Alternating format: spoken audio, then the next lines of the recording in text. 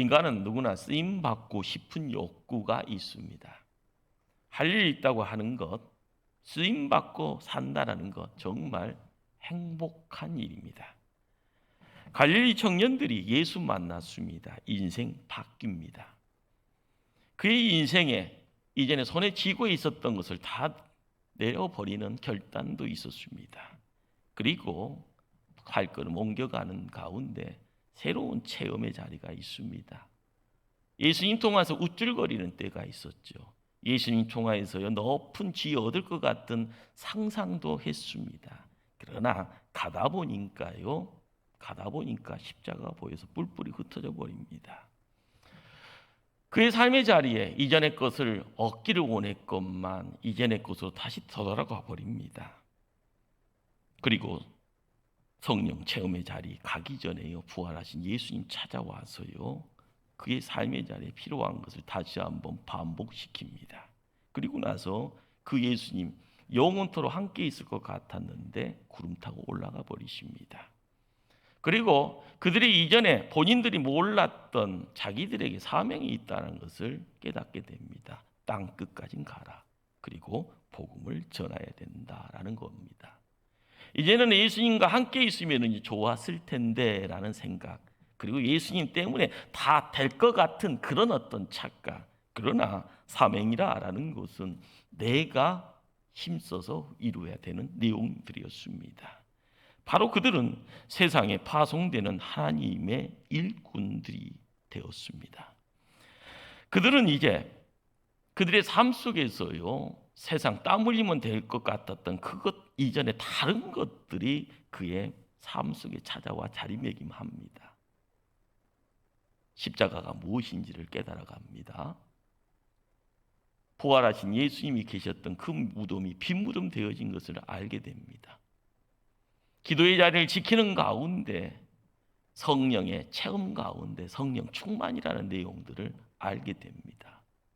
그리고 그 자리에 있어서는 안 되기에 세상으로 발걸음을 옮겨야 합니다. 세상에 나가서 소금이 되고 빛이 되라는 그 말씀에 하답하기 위해서 그렇습니다. 오늘은 삼위일체 주일이라 이야기됩니다. 하나님 백성들이 알아야 될 가장 중요한 내용, 하나님 인격적이신 분이고 하나님 살아계신다라는 겁니다. 창조주 하나님이 그렇습니다. 그리고 구세주 예수님이 그렇습니다. 그리고 우리의 삶에 항상 도우미로 함께하는 인도자 성령님이 그렇다라는 겁니다. 그러기에 우리가 예배 가운데 하나님께 드려야 될 것들이 많은데 하나님 오늘은요 우리에게 무거운 짐을 주십니다. 이 짐 지고 세상으로 나가라. 그래서 오늘은 삼위일체 주일이라 이야기되어집니다. 일찍이 계몽주의 철학자 루소는 이런 말을 합니다. 이 세상의 사람은 두 번 태어난다. 한 번은 존재하기 위해서 태어나고 또 한 번은 일하기 위해서 태어난다. 때문에 사람은 자기 사명을 발견하기까지는 사는 것이 아니다라는 말을 합니다. 그렇습니다.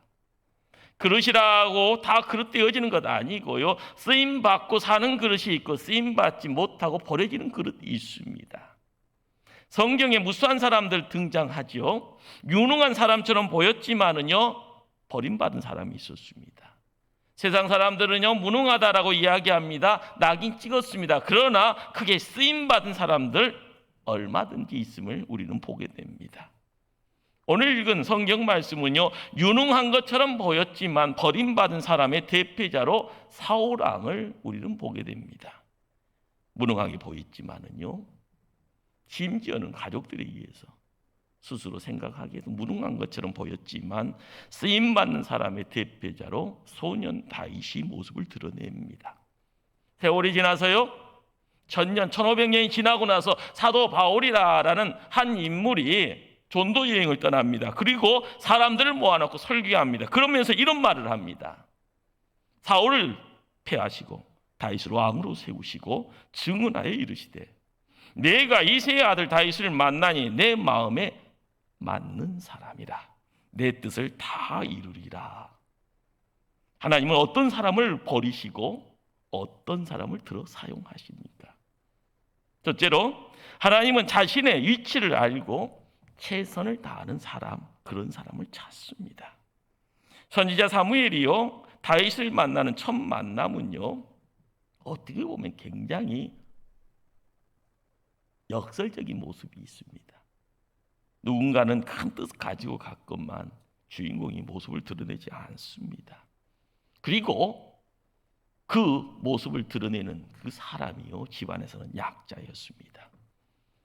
선지자 사무엘이 하나님의 명령을 받고 이세 집으로 갑니다. 아버지 이세는요, 아들을요 정결되게 해놓고 선지자 앞에 세워놓습니다.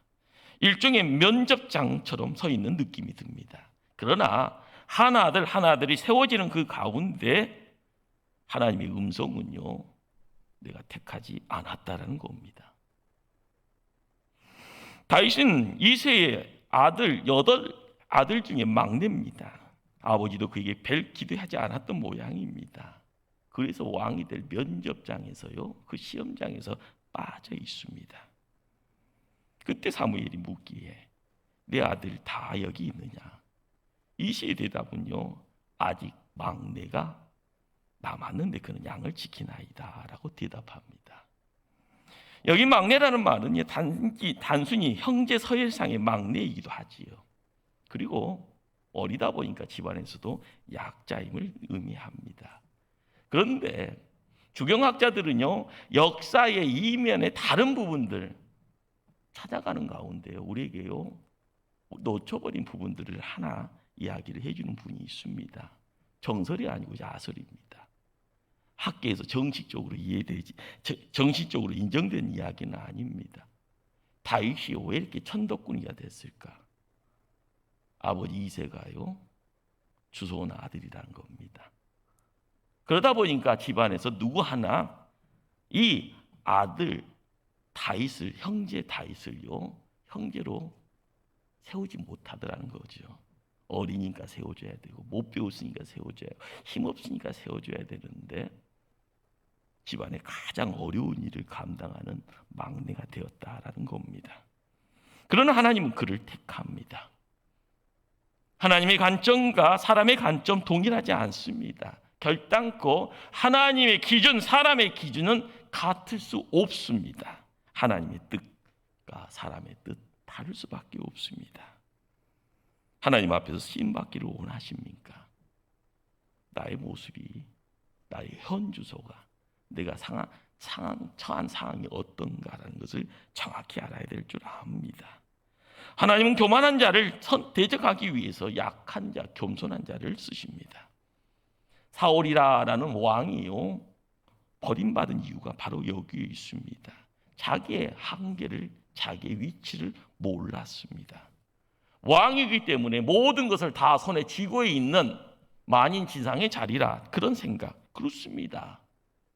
그러나 제사장으로서 드려지는 예배, 제사까지 본인이 당연히 집례할 수 있다는 것, 그것이 착각입니다.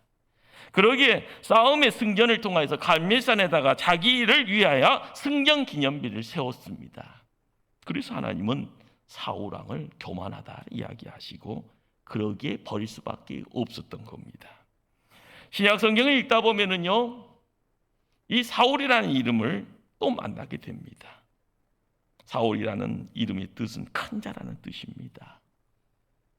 이스라엘 역사에요, 세 거봉의 학자가 있습니다. 거기에 마지막이요, 바로 가말리아입니다.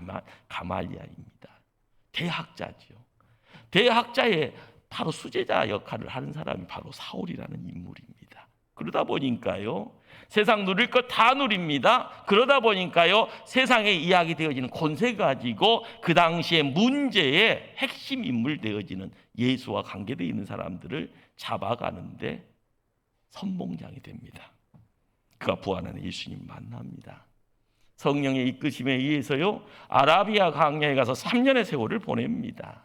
그리고 나서 큰 자라는 이름이 작은 자 바울로 바뀌어집니다. 그는 하나님 앞에서 자기 자신을요, 지극히 작은 자라고 낮춥니다. 성도들 중에서도요, 작은 자라고 이야기합니다. 선교 현장에서 만나는 사람들에게 이야기합니다. 나는 죄인 중에서도 괴수라라고 이야기합니다. 우리의 삶을 통하여서요, 항상 고백해야 될 내용은요, 나의 처한 위치가 어딘가. 내가 보여지는 것, 그렇지만 내 안을 봐야 되는 줄 압니다. 하나님이 주시는 영안을 통하여서요, 우리가 봐야 될 자리가 있을 줄 압니다. 아직 막내가 남았는데 그런 양을 지키나이다. 이 단어를 이해하는 데 있어서 상상력이 조금 더 요합니다. 이 말은 아버지 이제의 입술을 통해서 들려지는 말입니다. 무슨 말일까요? 아들이 한 명 더 있습니다. 그런 말이죠. 그러나 내 경험상 추측컨대 만나보나 마나입니다. 신통한 구속 없습니다. 그 아이는 절대 아닙니다. 그런 말입니다. 아버지만 그렇게 생각한 건 아닙니다. 형님들도 그렇게 생각합니다. 막내야, 우리의 형제들 가운데 왕이 나올 것 같은데 선지자 사무엘이 찾아온단다. 그런데 너는 양 치는 데 가서 거기서 그 일해라. 아니, 한 걸음 더 나아가요. 아버지, 형제들만 그렇게 생각한 것 아니라 다윗 자신도 그렇게 생각합니다. 분명 나는 아니야. 나는 양이나 지키자. 그리고 발걸음을 옮깁니다. 보십시오. 부모도 그를 부정합니다. 인정하지 않습니다. 형제들도 인정하지 않습니다. 뿐만 아니라 자기 자신까지 자기를 부정합니다. 그러나 하나님은 다윗을 인정합니다. 하나님이 말씀합니다. 12절에요. 이가 그니 일어나 기름을 부으라. 하나님의 음성은요, 선지자 사무엘을 통하여서 어린 다윗의 머리에 기름 부음의 내용으로 함께합니다. 하나님께 쓰임 받는다라는 것. 세상 사람들이 이해 못하는 그런 어떤 숨겨져 있는 비하인드가 있습니다. 그러나 우리는 알아야 될 것은요, 세상의 모든 사람들이 노할지언정, 본인 스스로 노한다 할지언정 하나님이요 예스 하시면 우리는 하나님의 사람, 하나님의 사역자, 하나님의 도구 되어지는 사람 됩니다. 믿으시길 바랍니다. 다윗의 삭스, 남들과 다른 점이 바로 거기에 있습니다. 주변에서도요, 본인 스스로도 인정하는 상황이지만 남들이 다 포기하는 힘든 일, 양을 지키는 자가 됩니다. 이세의 아들 가운데 왕이 나온다라는 그런 이야기가 나오면은요, 아무리 못나서라도 혹시나 하는 그런, 저부터가 그러니까요, 혹시나 하는. 그러나 쫓아가지 않습니다. 나에게 맡긴 일이라 생각하기에 양을 지킵니다. 그렇습니다. 묵묵히 자기가 맡은 일에 충성을 다하는 모습입니다. 이것이 세상 살아가는 지혜이며 처세이며 삶의 진리입니다. 하나님의 일이라는 것이 뭘까요? 저 멀리 하성에서 이루어지는 아닙니다. 하나님의 일이라는 것은요, 이 땅에 있어집니다. 하나님의 영광이라는 것은 제 엘리베이터 꼭대기에서 이루어지는 것이 아니라 이 땅에 하나님의 영광이 있습니다. 높은 것도 없고 낮은 것도 없습니다. 그러니까 귀한 것도 없고요, 천한 것도 없습니다. 내가 맡은 그 자리에서 최선을 다하면은요, 하나님 기억하십니다. 그리고 때가 되면 들어 사용하시고 축복하십니다. 성경에 하나님이 쓰시는 사람들은 언제나 자기 일에 성실한 사람, 최선을 다하는 사람입니다. 우리가 창세기를 읽다 보면은요, 성경 66권의 구속사라는 것에 큰 축을 감당한 한 인물이 등장합니다. 요셉입니다. 어린 나이에요, 집을 떠나서 이역말리 애굽 땅에 가서 종살이 합니다. 또한 곡해를 받게 되고 오해를 사게 돼서 감옥살이 합니다. 그는 어디든지요, 하나님 앞에 세움받고 하나님의 음성에 하나님께 묶임받기를 몸부림칩니다. 옥중에 있어도요, 마찬가지였습니다. 그래서 그는 모범수가 되어집니다. 그런데 시간이 지나다 보니까 초고속 엘리베이터 타듯이요, 쭉 올라가는데 애굽의 총리가 되어져 쓰임받게 되어진다라는 사실입니다. 어린 사무엘이요, 어떻게 보면 집안에서 버린 자식처럼 성전에 맡겨집니다. 그러나 깊은 밤 성전에서요, 하나님 소리 듣는데 마음이 열려 있습니다. 하나님 만나는 것을요 주저함이 없습니다. 그렇게 성장하여 이스라엘을 이끌어가는 지도자가 되어서 쓰임 받습니다. 선지자 엘리사요 밭 갈다가요 하나님 부름 앞에 나옵니다. 제자 베드로는요 바다에서 그물 던지다가 하나님의 부름 앞에요 예수 제자 되어서 사람 낚는 어부 되어져 쓰임 받습니다. 우리가 알아야 될 것이 뭘까요? 하나님은 오늘 자신이 맡은 자리에서 최선을 다하는 사람을 찾고 있다는 겁니다. 하나님께서는 무식한 사람도 씁니다. 무능한 사람도 쓰시죠. 죄 많은 사람까지 쓰십니다. 왜 이런 하나님? 그 하나님이 사랑이 많으신 하나님입니다. 그러나요, 중요한 것은요, 책임감 없는 사람은 안 쓴다라는 사실입니다. 성실하지 못한 사람 쓰는 법 없습니다. 우리는 하나님 앞에서 모두가요 어린 양입니다. 못났죠. 힘없지요. 내 힘으로 할 수 있는 거 없습니다. 그러나 어린 양에게는 목자가 필요합니다. 그 목자가 누굽니까? 우리 하나님입니다. 세상살이 살아가면서요 내 모습이 어린 양이라는 것을 인정할 때요 깨달아야 될 것은 내가 살기 위해서는 목자가 필요하고요 목자 그늘 아래 있어야 된다는 사실이죠. 이것이 하나님 은혜입니다. 은혜 가운데 살아갈 때 깨달아야 될 내용은요 홍해가 갈라지듯이 요단강이 갈라지듯이 여리고가 무너지듯이요 사람 힘으로 하는 것 아니다는 것을 깨닫는 것이 첫걸음입니다. 명심하십시오. 내가 날마다 지켜야 될 자리, 돈 세는 자리가 아니라 하나님과 교통해야 하는 자리입니다. 날마다 하나님의 임재를 간구해야 됩니다. 내가 하나님 앞에서 성실함을 드러내는 자녀가 돼야 되고 예수 제자가 돼야 됩니다. 내가 있는 그 자리에 주변의 환경에서 나타나는 문제, 그렇지만 나를 통하여 하나님의 간섭이 드러나고요 문제 해결이 시작되어지고요 평화가 이루어진다라고 되어질 때 얼마나 놀랍습니까? 내가 하나님의 일꾼으로 세움받아 성장되어지는, 그렇습니다. 넘어집니다. 다시 이렇게 세움받고요 쓰러집니다. 다시 한번 통곡하지만 어떻게처럼 세워져야 되죠. 내 안에 누가 계시니까요? 하나님이 계시니까요. 내게 맡겨진 사람들이 있습니다. 자녀들이 그렇고요 교회 안에서는요 구역 식구들이 그렇습니다. 우리가 섬겨야 될 교회가 있습니다. 이 교회는요 예수님의 신부입니다. 그러기에 바로 우리가 발걸음 옮길 때마다 내게 맡긴 사역이 무엇인지를 깨달아가는 것, 바로 내가 날마다 있어야 될 그 자리를 통하여서 우리는 계속 하늘의 음성을 들어야 될 줄 압니다. 사랑하는 성도님들, 하나님의 심판대 앞에서 심판의 기준이 무엇인지를 아십니까? 내게 맡겨진 작은 일에도 충성했느냐라는 겁니다. 바로 여기에 다윗이 하나님으로부터 쓰임받은 이유가 있습니다.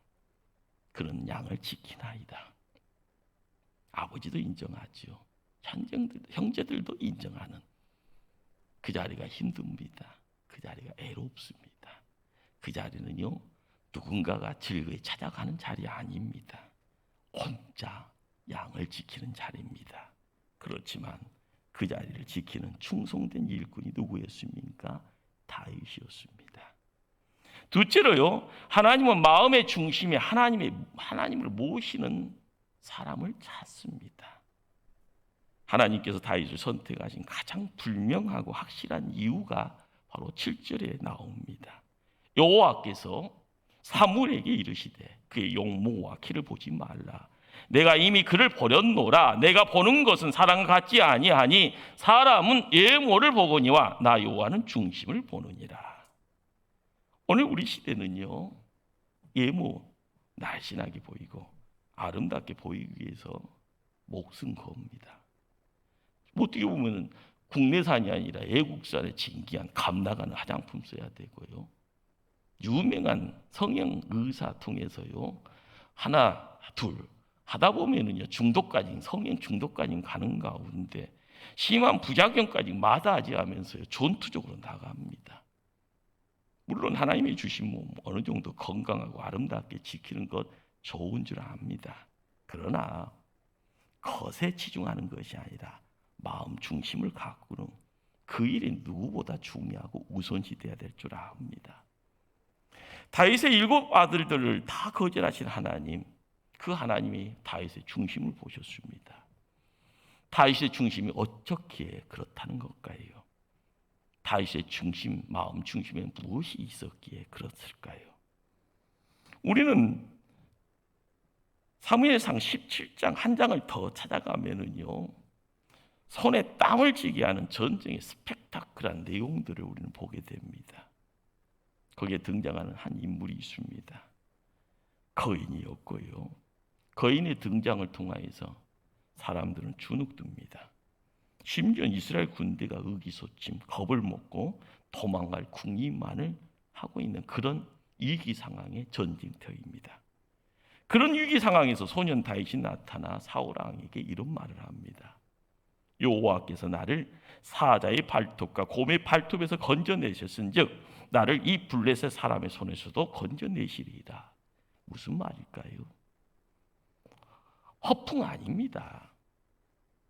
소년이기에요. 별 경험 없었을 것이라 생각할 수 있겠죠. 그러나 홀로 서 있는 양 지키는 긴긴 밤의 자리에 사자가 찾아오고 곰이 찾아온 겁니다. 생존의 자리죠.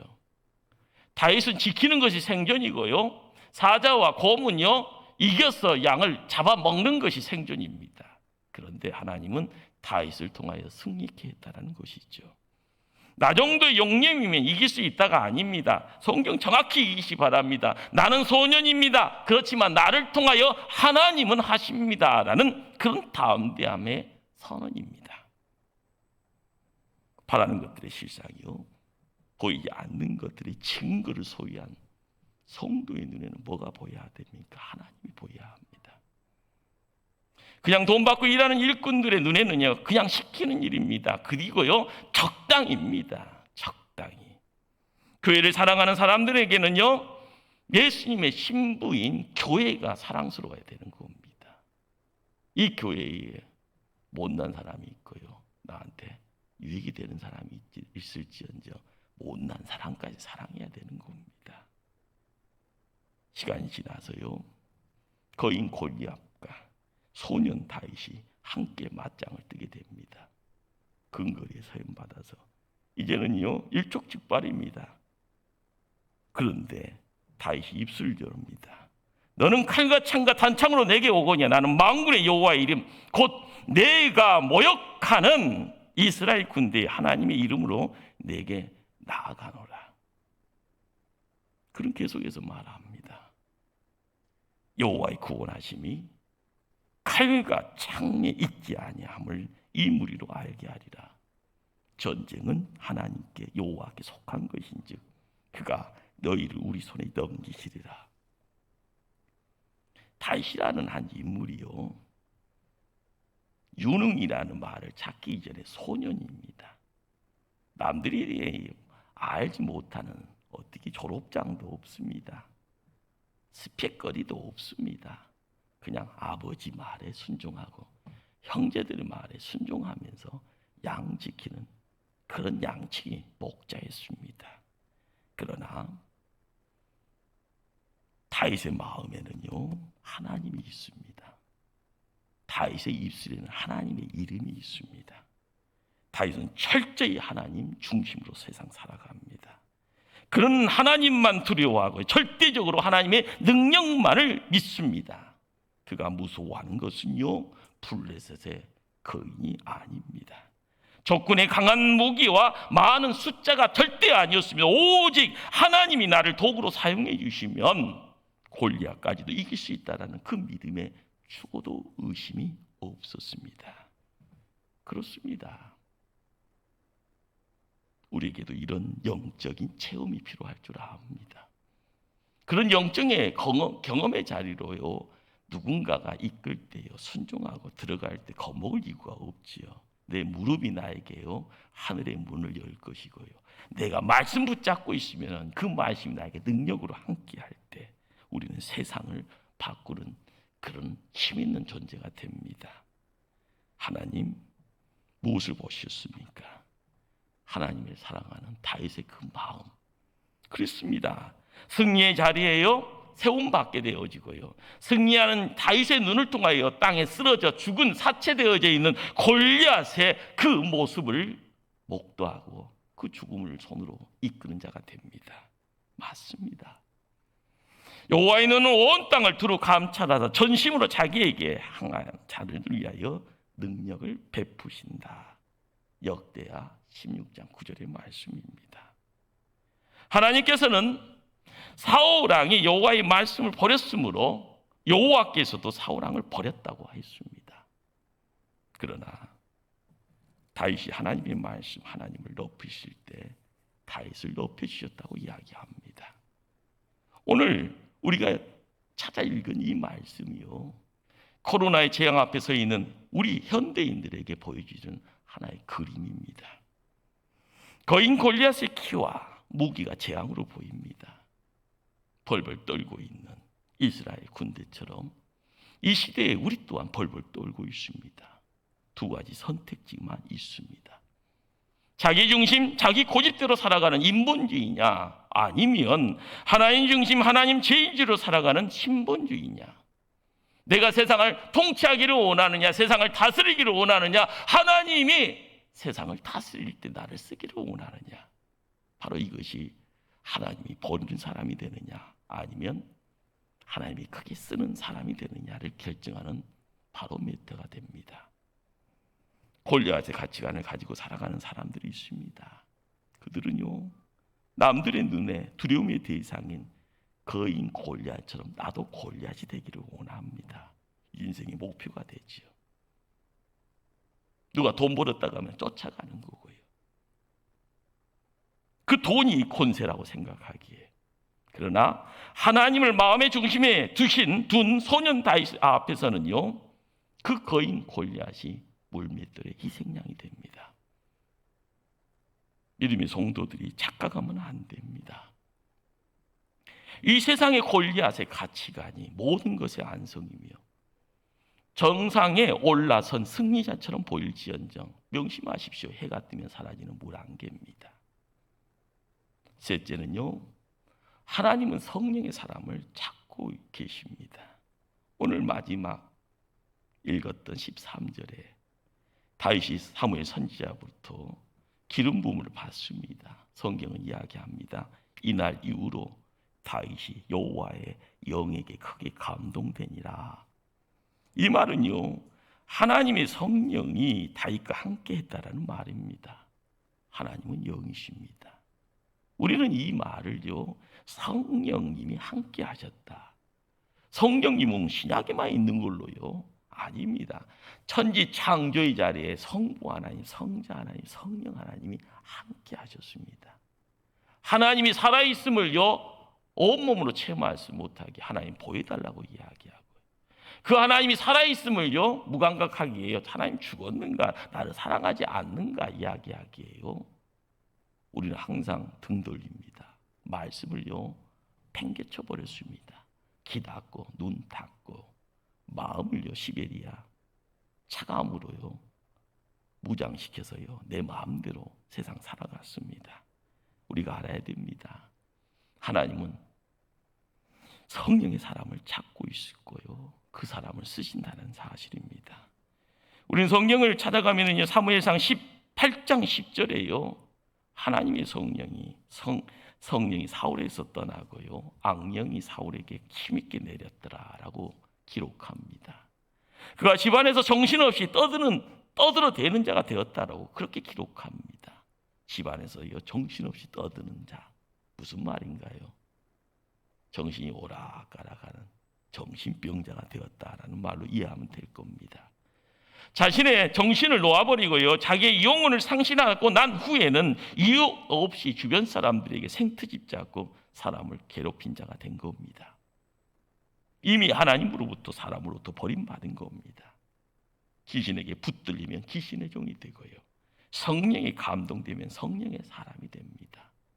세상 살아가면서요, 예배자로 세움받는 이 자리에서 우리가 확신해야 될 것이 뭡니까?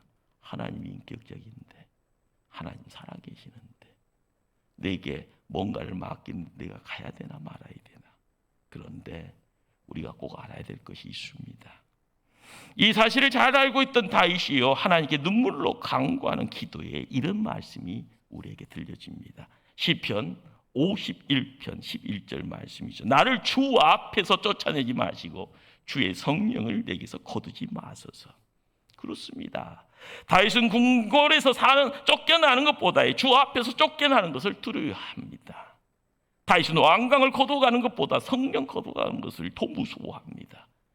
재물과 권세를 빼앗기는 것보다 주의 은혜를 빼앗기는 것을요 더욱더 두려워하고 세상 살아갑니다. 그래서 무릎 꿇고요, 그래서 기도하는 자가 되어지고요, 그래서요 갈망합니다. 하나님이여 나를 버리지 마소서. 하나님이여 주의 성령을 나에게 거두지 마소서.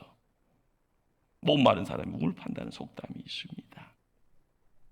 하나님 믿지 않는 세상 사람들도요 간절함이 있으면 행동이나 그리고 몸을 하는데 주저하지 않습니다. 그 모든 간절함의 근원이 뭘까요? 사랑입니다. 무엇인가 진실로 사랑하면은요 자연스럽게 간절해집니다. 사랑하면 그걸 얻고자 지키기 위해서 모든 자존심 내려놓고요 무릎이라도 꿇고 갑니다. 그리고 포기할 줄 모르고요 어떤 모험도 감행합니다. 목표 지향주의자가 되어지는 모습이죠. 나중에 추한지도 모르고요 그냥 그 자리에 내 손에 쥐고 있으면 이겼다라고 이야기합니다. 그러나 우리는 믿음의 사람이고 믿음의 성도이기에 더욱 하나님의 사랑에 갈망해야 될 줄 압니다. 세상에 묶여가는 그런 어떤 사랑 내용이 아니라 하나님의 사랑에 갈망하고요 간절해야 됨을 이야기할 때 바로 그 자리에 우리 하나님의 영이 함께할 줄 압니다. 그만큼 은혜 받고 힘을 얻었으면 이제는 연약한 지체 세우고 하나님의 교회를 열심히 섬기면 우리의 삶의 자리에 만사 형통이요 우리의 삶 속에 그냥 자연스럽게 안착되어 줄 줄 압니다. 말씀을 맺고자 합니다. 여러분들은 하나님께 쓰임받은 생을 살아가고 싶습니까? 그렇다면요 절대로 나는 모자랐기에 나는 연약하기에 하나님 큰일 할 수 없다라는 말 내뱉지 마시길 바랍니다. 세상 모든 사람들이 다 부정한다고 노라고 이야기한다 할지언정 하나님이 긍정하시고 예스하시면 우리의 인생은요 뒤바뀌어집니다. 자기 자신을요 잘 지키시길 바랍니다. 나는 거인이 아닙니다. 하나님 앞에 어린 양입니다. 자기의 보호색도 없고요 자기 지킬 힘도 없고요 눈에 뵈는 것이 없는 근시안을 가지고 있는 동물이 양입니다. 한치 앞을 알 수 없는 양입니다. 여러분 절대 거인 아닙니다. 세상에 거인 되어질 때도요 소년한테 물맷돌에 직사하는 그런 모습이요 삶의 결말인데 우리가 알아야 될 것이 뭘까요? 내게 맡겨진 양떼들이요 어떤 존재인가? 내가 목자 되신 예수님과 함께 세상 살아가면서 나에게 맡겨진 사역이 있고 사명이 있으니 그걸 감당하기를 힘써야 될 줄 압니다. 세상의 가치관, 골리앗의 가치관으로요 내 멋대로 세상 살아가고 내가 재미 보는 것 가지고 하나님 앞에 복받았다는 착각의 소리에 애쳐서도 안 될 줄 압니다. 하늘의 가치관, 다윗의 가치관이 우리에게 생명줄입니다. 지금은 힘들도록, 지금은 누가 인정 못하더라도 누군가가 박수로요 환영하지 않는다 할지언정 다윗의 가치관, 거기에 시온의 대로가 함께합니다. 하늘의 권세가 어디에 있습니까? 하나님이 주셔야지 하늘의 권세입니다. 하늘의 권세가요 먼데 다른 이에게 있지 않기를 소망하고 나 안에 있기를 소망할 때 오늘의 자리에 바로 하나님께서 살아 역사하시고 나를 사랑한다라고 말씀하시며 주의 장중에 내가 하나님 도구 되어짐을 경험하는 자리가 될 줄 압니다. 그분의 이끄심 앞에 순종하시고 그분이 이끄시면 아멘으로요 모든 것을 맡길 때 우리의 삶에 기쁨이 있고 감사가 있을 줄 믿습니다. 기도하십니다.